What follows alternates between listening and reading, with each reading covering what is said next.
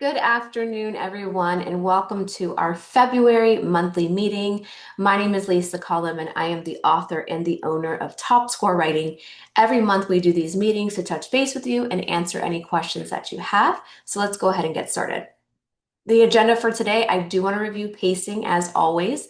I want to go over boot camp pacing as well as full year pacing. I want to talk a little bit about assessment practice, strategies for your below level readers and writers, and then questions at the end. So I've reviewed this a few times in the past months, but I do want to remind you that we do have boot camp pacing guides. It doesn't matter if you have our regular curriculum or our boot camp curriculum, it's all the same. All these mean are they're fast-paced guides. So if you are just getting to writing now, maybe you got behind throughout the year, maybe you didn't get to start at all. If you want a fast-paced guide to tell you exactly what lessons to teach from now until the beginning of April when most state testing starts, these are what you're going to want to follow. So just to kind of give you an example, if you look on the left for grade 3, you're going to see there are more than 15 lessons in our expository, but for this boot camp pacing, this fast pace, we're going to tell you just do these 15. And then for argumentative, just do these 15. And then if you have narrative testing, you can do option A, or if you don't, you can skip narrative and go to advanced text-based, which is option B. Okay, so you're looking at 40 lessons there to complete by the end of the year. On the right side is our grade 4. We have laid out 40 for you. The most important are number 1, which is text-based expository, number 2, which is text-based argumentative. That's 30 lessons. If you have extra time, you can do the last 10. But if you are just like, you know what, I need to get my kids ready, we've gotten behind, what should I do? I would say do the 15 from expository and the 15 from argumentative. Okay. And as a follow-up to this video, I will send the link to this video as well as the bootcamp pacing guide so you can have access to those. We do have them for all the grade levels. When you open up your bootcamp pacing guide, just so you know, it's going to tell you what text sets you need. We have tons of text sets, but for this fast-paced guide, we've only pulled out a handful of them. You will use those same text sets over and over and over again. So make copies of those. That's all you're going to need from now until test day. Okay. And then it tells you exactly what lessons to teach. Okay, so those are our bootcamp pacing guides. Now, remember, if you are in a non-tested grade level, okay, that does not have a state writing test, you can follow our regular full year pacing guide. Or if you've gotten behind and say, you know what, Lisa, I've got from now until May, what should I do? You could follow the bootcamp as well. Okay. Or if you have specific questions, you can always email me and I can guide you on what lessons to complete. Okay, so your writing block for March, it is what, February 18th today. So when we get into March, with spring break, most of you have about 3 weeks until state testing. I hope that you've gotten through most of the lessons because I would like it to move towards what this looks like, where you're only teaching for like 10 to 20 minutes and you're just reviewing skills, okay, providing modeling and guided whole group practice.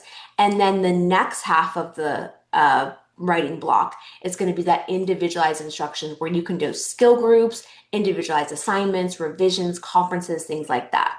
Now, if you're like, you know what, we're just getting started, I don't have time for this. If you're still teaching, it's okay. Get those 30 lessons done. But if you're able to move to this is always the goal, is that last 3 to 4 weeks before state testing, we're only doing mini lessons of reteaching skills. And then we're really breaking out into those skill groups and individualization, okay? All right, assessment practice. If you've never heard me talk before, I am really big on students actually getting to sit down and practice what it feels like to sit and do a timed test. Now, for this example, I said students should write a 2-hour timed essay once per week. Your state may only allow an hour, or your state may allow 3 hours. Whatever your state allows for state testing, you can set that time aside. And I'm only talking about in March, so we're only talking about maybe 3 times. But I like students having fun when it comes to writing, but as it gets closer, they need to feel that. Because it's if you're only writing in your 30-minute writing block every day, then all of a sudden you sit for 2 hours. If you don't know what that feels like, that can be a lot for a kid. You have to know how to sit there the whole time, how to manage your time, because even though it's 2 hours, you can't just sit there and plan for an hour. You got about 15 minutes to plan. Then you got to move on to introduction. Then you got to move on to each middle paragraph. Then you got to do conclusion. Then you got to edit. So it's really getting them used to what sitting there looks like and how to manage their time. I know you're going to say, Lisa, we don't have 2 hours. I am literally saying do this 2 or 3 times in March. That's it. Ask your admin. There are 2 days in March. I need 2 hours to do a full-blown practice writing day test for my students. You got to beg, but they should give it to you because as a mom and an educator, I don't want my kid going into this test day. All of a sudden, they've only been doing 30-minute writing blocks with you. Then all of a sudden they get to there for 2 hours. They know what to do. I want our kids to know it, go through it a few times, and be ready for it. Okay. If they get accommodations, provide the accommodations. While they're taking this practice test for 2 hours, be in it with them. I highly suggest walking around the whole time they're writing and taking notes. Every little thing. And if you use the curriculum, you know that we have note sheets in there. Take notes. That way you can conference with them the next day or conference right then and there. You can do mini conferences right there while you're taking a practice test. Okay. But use that time to essentially score their papers because we're not in, if you guys haven't heard me talk before, I always say we're not taking papers home and scoring them. Okay, no one needs the score. We need to know what to work on that same day or the next day at the very latest. So I have informal assessment checklists, which I'm going to show you in the next few slides. Use that while they're writing and fill it out. That way you know exactly what to conference on the next day. Regardless of what your state is, almost every state, I think I have found the site for almost every state, there is a state page. This one is an example for Florida. Go to your state page and look at those practice tests. Look how your state is writing their prompts. Look how your state is writing the directions. Look how your state is asking the students to type and where the passages are and things like that. Familiarize yourself and your students with everything about that state testing because this is what I always say. I don't want state testing day to be a day that you learn something new or something, a surprise is put in front of you. Like, oh, by the way, this is how the prompts are written, or oh, by the way, this is how you type it. No, I want all that to be put out before the students take the state test. On testing day, that's the day you show off your skills. That's it. You should know what the test looks like, and I'm not talking about the actual prompt. I'm just talking about the test setup, the way the platform looks, the way the prompts are the passages on the left and the typings on the side, how the prompts are written, all that stuff students should know before test day. So again, test day is just a day to show off your skills. So make sure you look up your state testing website. If your state doesn't have, or your school doesn't have a place where your students can actually practice typing their essays with the passages on the left, please use ours. It's free. There's no login. There's no nothing. Okay. You just simply upload passages on the left and they type on the right and they can download it on the bottom right. Again, if your kids are writing pencil all year or just on their Chromebook in a Google Doc typing all year, then all of a sudden on test day, you've got passages here and typing here and you got to scroll and you've never done that before. That's not fair to the students. Okay. Let them experience what it's like to type on the right and scroll up and down to passages looking for information on the left. So you can use our typing platform. It's tswtest.com. It is free. There's no login. It's yours to use. I highly suggest using it. Time management, I've talked about this a lot, but if you throw 2 hours at a kid to write, it's not their fault if they don't know how to manage their time unless we've taught it to them. These are my guidelines. You are welcome to steal them. You are welcome to change them, however it works for your state in your classroom. But my guidelines, if you look on the left, I say reading should be about 20 to 30 minutes to actually read the passages. Then they get 5 to 10 minutes to plan. Then a solid 45 to 55 minutes to write the actual essay. And if they have time at the end, they edit. Only if they have time at the end. But I want to show you, you see if I can find something to write with, but I don't see one. Okay. See where it says writing over here? It says 45 to 55 minutes. I took that and broke it down the right in blue for you. Because again, if you throw an hour at a kid and they don't know, they've never learned time management, they're not going to know how much time to spend on each paragraph. So I broke that 45 to 55 minutes down. You can see about 5 to 10 minutes for the introduction, 10 to 15 for each middle, and 5 to 10 for the last one. Again, change these based on the amount of time your state gives your students. but just come up with the time management system. Make an anchor chart, put it up, and make time a part of every lesson. Do not let them sit there and spend 30 minutes on an introduction. You're setting them up for failure because it's 3 sentences. If you spend 30 minutes on it, you're never going to finish your essay. 5 to 10 minutes tops for introduction. Okay, so these are things you want to be talking about now with them. These are our informal assessment checklists. They are part of the curriculum. If you have our digital, they are under the assessment resources bubble. If you have our print, if you look at the table of contents, just look for assessment resources in every single section. This is probably my favorite resource I've ever created. If you look at the top, along the top of the columns, it has all the different skills that are in an essay. Okay, introduction, transition word, T3, quotes, paraphrasing, and so on. You write their names as they're taking their practice test. Okay, remember that we want to do 2 or 3 in March.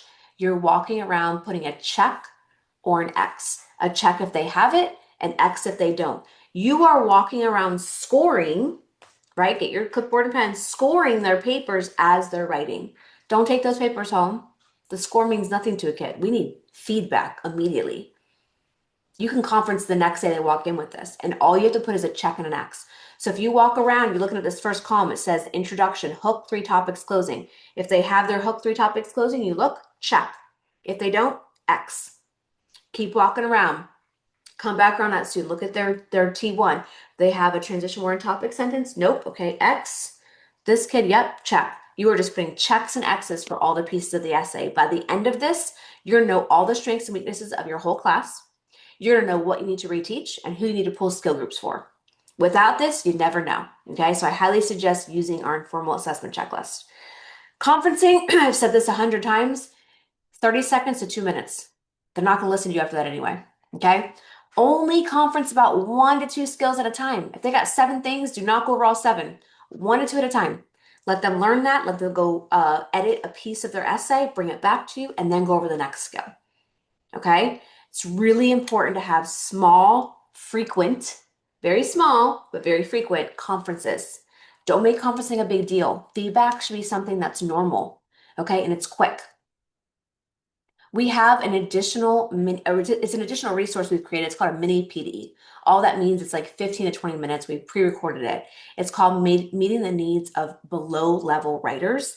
I will also send this to you in as a link.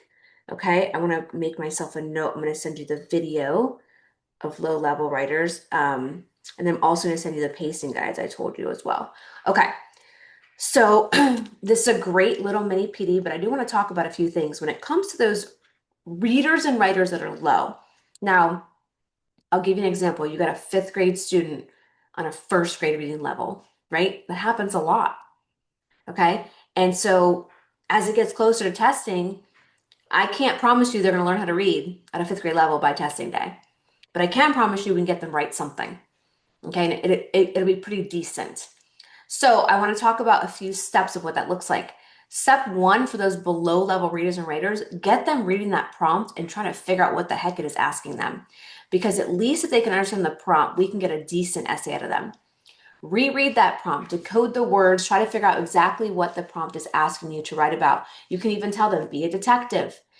Go through, look, put on your little detective glasses, figure out, look at the titles, look at the pictures, look at the text features, skim the articles with the bolded words. Try to figure out, even though you can't read it, try to figure out what it's talking about.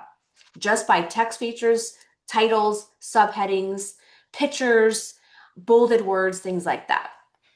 Okay, step 2, planning. You all know we use the IRC outline or ITC depending on the genre. If you look at the right-hand side, this is the one we use with the A's and B's. But just so you guys know, you can modify for your low-level readers and writers and just use IRC without A's and B's on the left. Okay, sometimes the subtopics can be too much. Okay, also, if they can't read, my number 1 suggestion for your reasons or your topics are titles and subheadings. Choose those for your R1, your R2, and your R3. Okay, at least you'll know where in the passages you're going to be pulling information from. Step 3, when we're talking about writing the essay, okay, introduction, 2 to 3 sentences. Each middle paragraph, okay, we're going to have a topic sentence, Everyone can put first, second, and third. Even your lowest writers can learn first, second, third. That's your transition word. Write a topic sentence. Remember, whatever R1, R2, R3, and I said you can take headings and subheading, or I'm sorry, titles and subheadings. Okay? Make a sentence out of them. Every kid can put a quote. Even your kids that cannot read can put a quote because you just copy. Copy a sentence, put quotation marks around it. But make sure you copy a sentence from the area where your topic is. So again, for R1, R2, and R3, if they're picking a certain subheading, when they go to write a quote about that topic, they need to go back to that area in the passage it talked about it. Make sure they pull their quotes from the correct area. And then citation.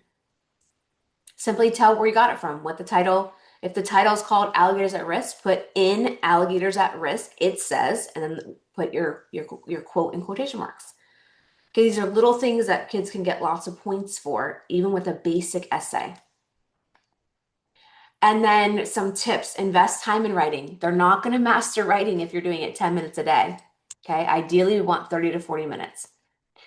Structure, organization, and essay length are key. Be clear about expectations. Okay, we don't overwhelm them, but we do want to focus on crucial skills. We don't need advanced. Don't worry about advanced transition words, advanced letter techniques for your low level writers. Don't overwhelm them. Okay, give them a checklist that's personalized. Practice and repetition. Everything in this world you want to be better at, practice and do it over and over again. Color coding, we've gone over that. Daily self-assessments, and then completed examples. Now, we've created a new resource for you. I'm also going to link this. I'm going to make myself a note, another thing to link for you. Okay. For grades 2 through 8, we have made modified checklists. This is 4th grade. There are going to be 3 levels. These are all 4th grade. There's a level 1 checklist, a level 2 checklist, and a level 3 checklist. Level 1 is your low level student. Level 2, your medium. Level 3, you're on to high level, okay? You can see level 3 has a lot. These are all the things that need to go in each paragraph. That's a lot, which is on grade level. But if you've got a student that's struggling, maybe put them on level 2 or 1, okay? It's less. You can see, if you're just looking at the number of sentences, level 3 has 3 to 4 sentences about A. Level 2 has 2 to 3, okay? So keep that in mind when you're doing these checklists, that now is the time to start really individualizing based on your students. Okay, that is it. If you do not have any questions, you are free to go. If you do, I will stay and answer those questions for you. I'm going to send the video with all these links. If you have any questions, you can email me, call me. We can also jump on Zoom for a few minutes and I can answer any questions you have. All right, have a great day.